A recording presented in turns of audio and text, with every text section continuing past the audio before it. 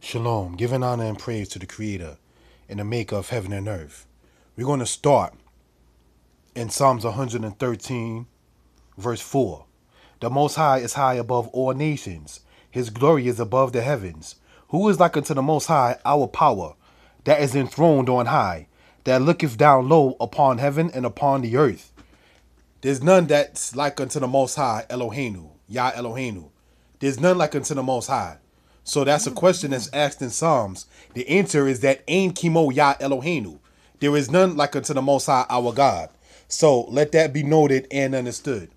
It also says in there that he looketh down low upon the heaven and upon the earth, and that his glory is above the heavens. So hold your hand right there, and let's go, if you will, to the book of Deuteronomy.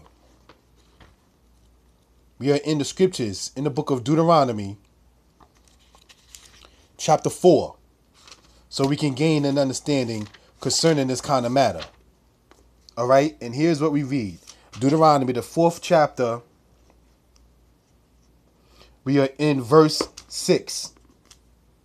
And it says, "Observe therefore and do them, for this is your wisdom and your understanding, in the sight of the peoples, that when they hear all these statutes shall say, surely this great nation is a wise and understanding people. For what great nation is there that hath Elohim so nigh," meaning near unto them, "as the Lord our God is, whensoever we call upon him? And what great nation is there that hath statutes and ordinances so righteous as all this law which I set before you this day? Only take heed to thyself and keep thy soul diligent, lest thou forget the things that thine eyes saw, and lest they depart from thy heart all the days of thy life. But make them known unto thy children and to thy children's children."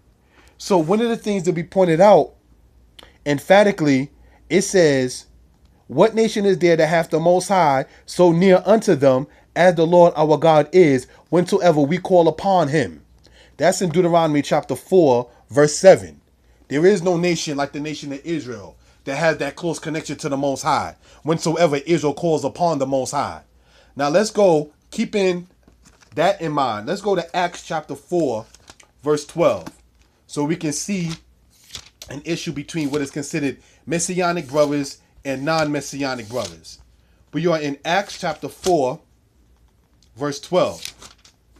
And it says, "Neither is there salvation in any other, for there is none other name under heaven given among men whereby we must be saved."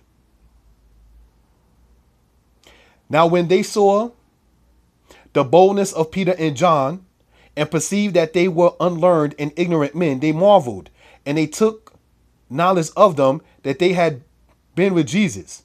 So one of the things I wanted to point out emphatically is that it distinctly right there says, brothers and sisters, any name under heaven, in reference with Jesus. Whereas once it comes down to the Most High, his glory is above heaven. He looks down low upon the heaven and upon the earth.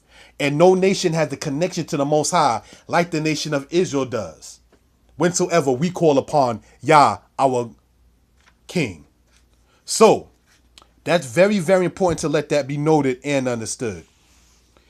Let's go, brothers and sisters, to the book of Psalms 105, if we will. We are in the book of Psalms 105. We're going to start at verse 14. And it says the following: "He suffered no man to do them wrong, yea, for their sake he reproved kings. Touch not mine anointed ones, and do my prophets no harm." So now, if we're reading that anointed is the Mashiach, anointed ones is Mishakim, and my anointed ones is Mishikai, which is in the Hebrew right there, because the average King James Version says, touch not my anointed. It doesn't say don't touch my anointed ones. But the point I want to emphasize on is the fact that one who is anointed and one who is a prophet in the Hebrew culture is not to be touched. So if that's the case, and that person is not to be done any harm either, if such is the case, brothers and sisters, why is it that Jesus or Yahshua said by some as Yahushai, was attacked, spit on, disrespected, blemished, whipped, and so forth and so on, and that's supposed to be the sacrifice for the nation of Israel? Can't be, brothers and sisters. It cannot be. So, some people then go to Micah chapter 5, which says, okay, they smite the judge of Israel upon the cheek. Or they'll go to Isaiah 50, where it says, I did not refrain from him who spit upon me and pulled my hair, and so forth and so on. But what people still fail to realize is that the fact that Isaiah went through that Jeremiah did get jumped, and that Micaiah the prophet in the book of Kings during the time of King Ahab did get slapped up. What people are not realizing, that is a bad thing that happened. You're not supposed to touch in that manner the prophets of the Most High, nor his anointed ones. So let that be noted and understood. Now, what I'm about to present right here is due to an issue of humility. Because there's a lot of people who, no offense intended, in the discussion that brothers had concerning the issue of messianic and non-messianic, and a lot of brothers who are messianic realize this too. It's a lack of humility that seems to be coming from some people. Let's go to Proverbs 17, verse 17. A friend loves at all times, and a brother is born for adversity. Now, you have those who will say, because the brother asked, well, do you consider brothers who are messianic or non-messianic as your brothers? And then you have people saying, those are not my brothers, because it says in Matthew, whoever does the will of my Father is my brother.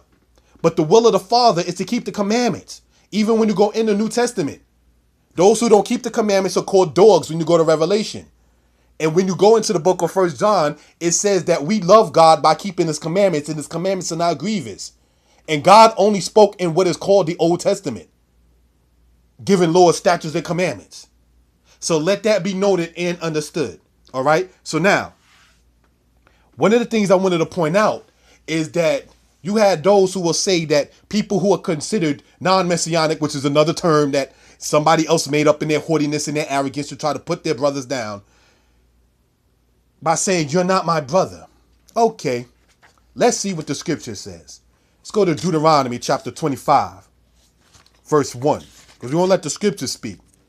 Right? I'm not coming in the name of such and such school or such and such place or under such and such general. And I therefore have to acquiesce and not say certain things, but pretend to be brothers with brothers on the sidelines. But in front of my camp in my school, I'm going to try to shun other brothers. Nah, it's real. Not is fake, baby. We got to come better and representing one another. Deuteronomy chapter 25, verse 1. If there be a controversy between men, and they come unto judgment, and the judges judge them, by justifying the righteous and condemning the wicked. Now I want people to read with me if you care to. It says that one of them is righteous and one of them is wicked. Let's read on. Then it shall be, if the wicked man deserves to be beaten, that the judge shall cause him to lie down, and to be beaten before his face, according to the measure of his wickedness, by number. So it's calling the man wicked, and it's stating that he's to be flogged by number according to his wickedness. But there's another title that this wicked man that's to be beaten has. Let's see what it says. 40 stripes he may give him. He shall not exceed, lest if he should exceed and beat him above these with many stripes, then thy brother should be dishonored before thine eyes. Oh my goodness. Let's see what this just says. This says thy brother in verse 3, but it's talking about the wicked man being beaten. And it still says thy brother, right? In verse 3. So we don't have the option and the liberty to say who is and who is not our brother. So let that be noted and understood. So when you have that arrogant, belligerent, holier than thou, and haughty attitude with your nose stuck up in the air by saying, if this man is a sinner, he's not my brother. That's not what the scripture says. This man, whoever this man is, he did something that the law of the Most High is saying that he needs to be laid down and flogged. And he is still called your brother. Leviticus 19 says you should not hate thy brother in thy heart. The book of Zechariah, chapter 7, verse 8 and 10 speaks about that same thing. Neither shall you devise evil against your brother in your heart. So therefore, that's very important to let that be noted and understood. Let's go to Ecclesiastes, chapter 7, verse 20. There's a lot of brothers and sisters, and I don't mean to sound sexist, but especially a lot of brothers need a piece of humble pie. The arrogance, the belligerence, the disrespect from that man-made term called non-messianic and that haughty, arrogant, made-up term called messianic, as if to say, I'm with the Messiah and you're not. We need to kill that. And let's see what it says right here with this kind of matter. Ecclesiastes chapter 7, verse 20. We read, for there is not a righteous man upon earth that doeth good and sinneth not. The book of 1 Kings chapter 18, which is part of Solomon's prayer, he said, there is not a man upon earth that sinneth not. So if we look at this in Ecclesiastes chapter 7, verse 20, and it says, for there is not a righteous man or a just man, just in that case meaning righteous, upon earth, and we're all upon earth, that doeth good and sinneth not. So if you're saying that this person, whoever the person is not your brother because he's a sinner, I need to know what scriptures you standing by, because it ain't the Holy Bible. And one of the things, not being redundant, when they like to quote Matthew 12, when they say, whoever does the will of my Father is my brother and my sister, and so forth and so on. The will of the Father is to keep the laws, the statutes, and the commandments. But when you got people who are haughty and arrogant, belligerent, and talking in the spirit, what spirit are you talking in? Because it ain't the spirit that the Most High sent by his prophets of old. Because you're stuck on your own self. You stuck in your own camp. You stuck in your own congregation.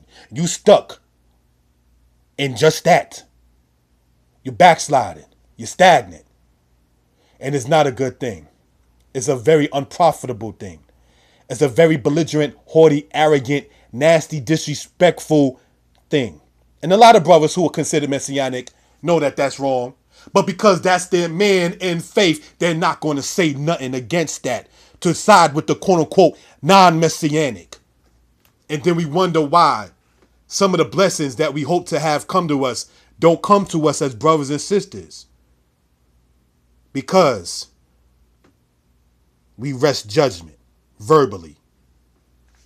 We don't check our brothers and our sisters. We don't say, whoa, hold on now. You may want to sit there and check that. No, they run and duck and hide behind the blood of Yahshua and say that's their covering, and that he redeemed us from the curse of the law. Brothers and sisters, the curse of the law is not in Genesis 3 when Adam and Eve sinned, because they were not cursed. When you go to Genesis chapter 3 and read about the punishment given to Adam and the punishment that's given to Eve, it doesn't say curse. First time you read, correct me if I'm wrong, about anything being cursed, it's concerning Canaan. It says concerning Cain, the son of Adam who murdered his brother Abel. When it says, cursed is the ground which has received from thy hand thy brother's blood. Adam and Eve was not cursed. They were punished. So let that be noted. The children of Israel, on the other hand, when it says the curse of the law, it's talking about when you go into Daniel chapter 9, verse 11. All the curse that is written in the law of Moses have been poured upon us, the children of Israel. So when you go in Galatians and you see the curse of the law, that is talking about he redeemed us from the curse of the law by being made a curse for us. For it is written, curses everyone who hangs on a tree. That is in the law in Deuteronomy, by the way. So I have to ask, if he redeemed us from the curse of the law, Like Daniel 9 verse 11, read that. Why did Israel go in slavery?